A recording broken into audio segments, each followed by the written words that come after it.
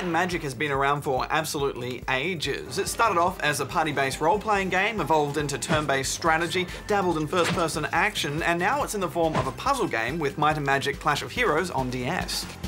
This game mixes up fantasy adventuring with the need to shuffle and match army units like you were matching gems in a grid. It seems like your basic puzzle, but it's actually quite strategic. The result is pure addictiveness. It's the forces of good versus a whole horde of evil vampires, zombies, and stacks of demons, all threatening to overrun the peaceful land of Ashan and turn humans into stew. When the argy-bargy begins, all your units appear on the bottom DS screen and the enemy assembles on the top screen. It's all about how well you arrange your units across the 8-column grid, with different formations creating different combat effects.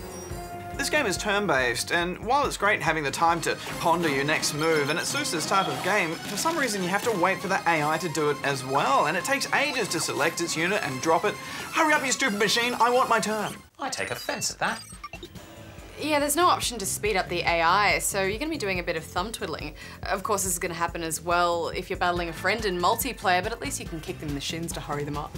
Matching 3 units vertically readies them for an attack, while matching horizontally transforms them into parts of a defensive wall. Which is weird, turning your soldiers into bricks, but whatever. More powerful elite and champion units can also be called into action, but they require special formations to function, and you have to wait multiple turns for their attacks to charge and finally be unleashed.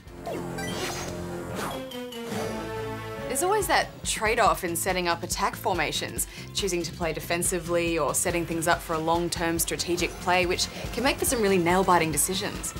On the surface, it's just like playing a puzzler, but there's all this deep and underlying strategy underneath, which just makes you want to have one more go. Just one more go, one more go. Go on, have one more go. One more go. But yeah, there's heaps to think about on each turn. For instance, your attacks blast up through the column they're in.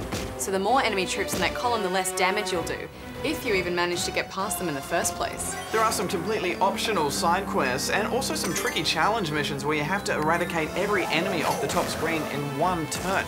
They're very tricky to master, Hex, and they hurt my brain. Noob. I'm gonna pull out his plug, you know. Call it a puzzler, a strategy game, whatever. It's strategic, tricky fun. I'm giving it 8.5 out of 10 rubber chickens. There's enough here for experienced strategy gamers, but it's also easy enough for anyone to pick up and play. I'm giving it 9 out of 10 rubber chickens.